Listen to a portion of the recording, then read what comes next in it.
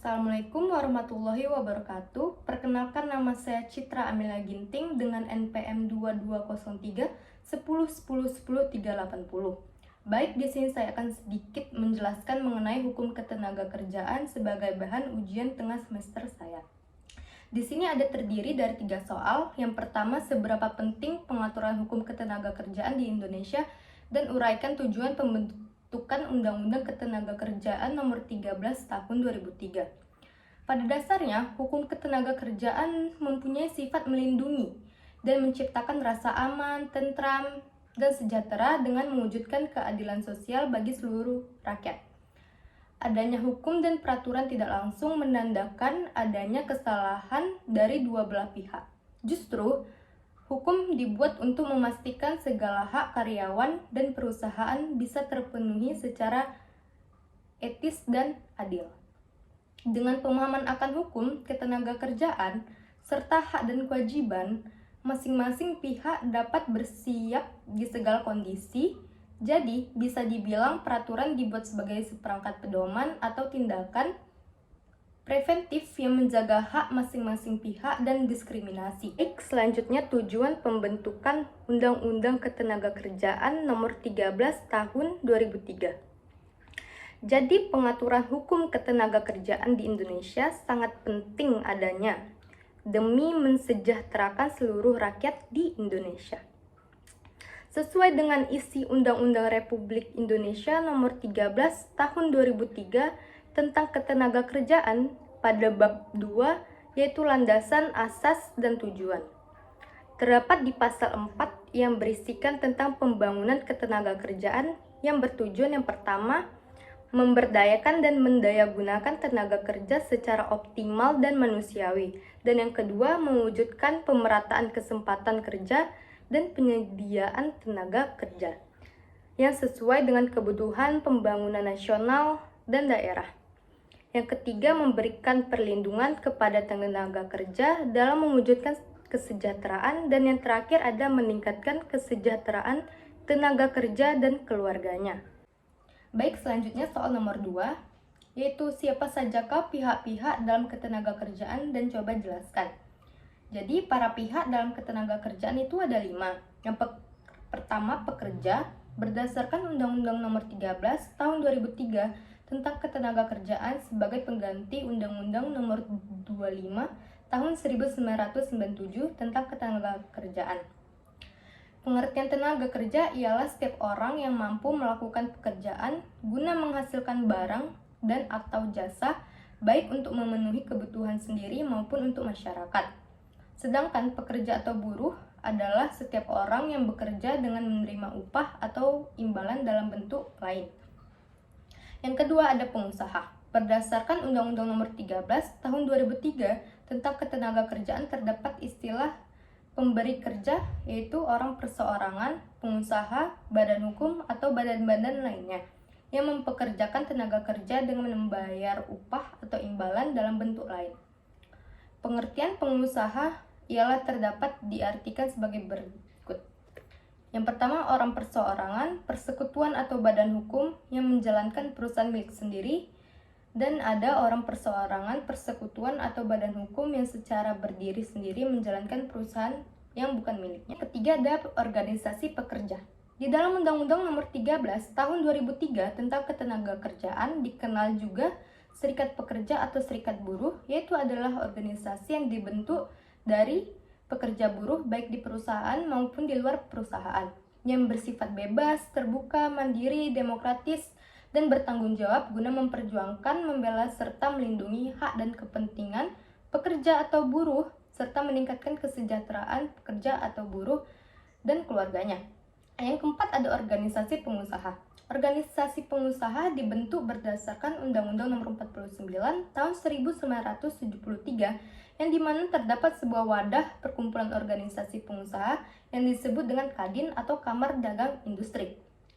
Organisasi pengusaha yang bergerak di bidang sosial, ekonomi, termasuk ketenagakerjaan adalah Asosiasi Pengusaha Indonesia atau disebut dengan APindo.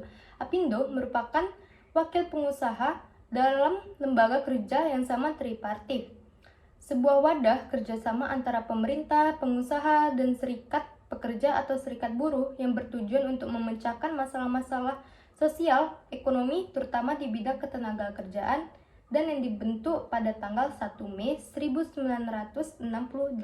Selanjutnya yang terakhir yaitu yang kelima, adanya pemerintah. Pemerintah berkewajiban untuk memastikan roda perekonomian nasional berjalan dengan tertib dan lancar. Untuk itu, pemerintah harus memastikan peraturan perundang-undangan di bidang ketenagakerjaan yang dapat berjalan dengan adil bagi semua yang terlibat di dalamnya. Untuk menjamin pelaksanaan peraturan perundang-undangan di bidang ketenagakerjaan dengan adil, diperlukan campur tangan pemerintah melalui instansi atau departemen yang khusus menangani masalah ketenagakerjaan yang disebut dengan Departemen Tenaga Kerja di tingkat pusat dan Dinas Tenaga Kerja di tingkat daerah. Selanjutnya soal terakhir yaitu uraikan penjelasan dari perjanjian kerja bersama dan peraturan perusahaan.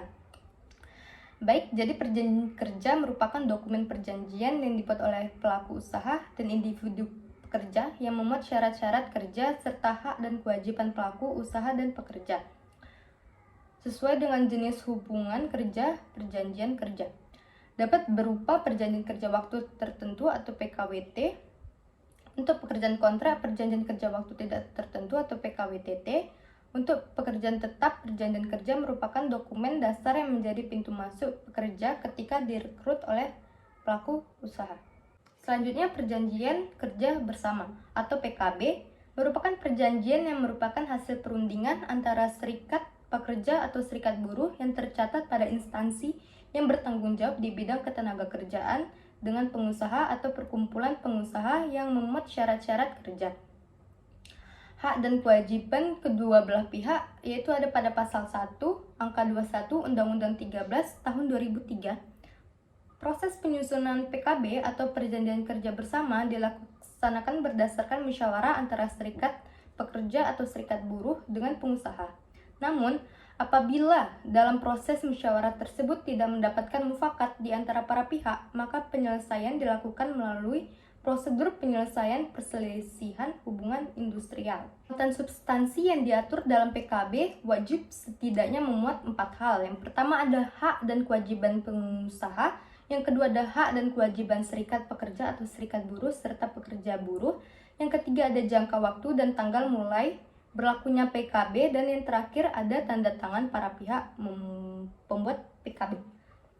Masa berlaku PKB paling lama 2 tahun dan dapat diperpanjang paling lama 1 tahun berdasarkan kesepakatan tertulis antara pengusaha dengan serikat pekerja atau serikat buruh.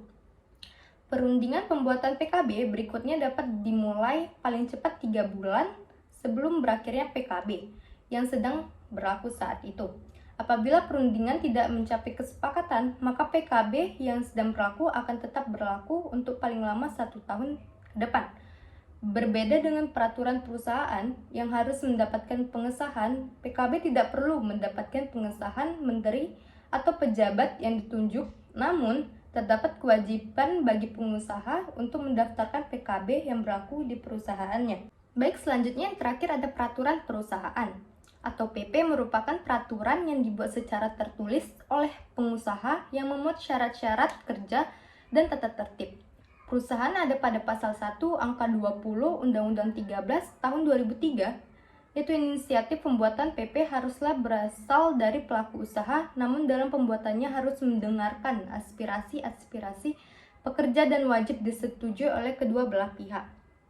Pembuatan peraturan perusahaan merupakan kewajiban bagi pengusaha yang telah mempekerjakan setidaknya 10 pekerja atau buruh, yaitu ada pada pasal 108 ayat 1 Undang-Undang 13 tahun 2003.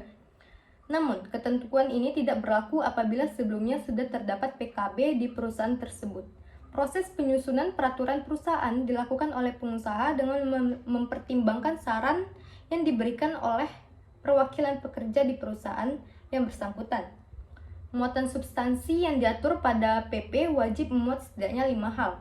Yang pertama ada hak dan kewajiban pengusaha, ada hak dan kewajiban pekerja, syarat kerja, tata tertib perusahaan, dan yang terakhir ada jangka waktu berlakunya peraturan perusahaan. Selain itu, ketentuan dalam peraturan perusahaan tidak boleh bertentangan dengan ketentuan ketentuan peraturan perundang-undangan yang sedang berlaku. Peraturan perusahaan berlaku paling lama 2 tahun dan wajib diperbarui setelah habis masa berlakunya. Baik, sekian dari saya. Assalamualaikum warahmatullahi wabarakatuh.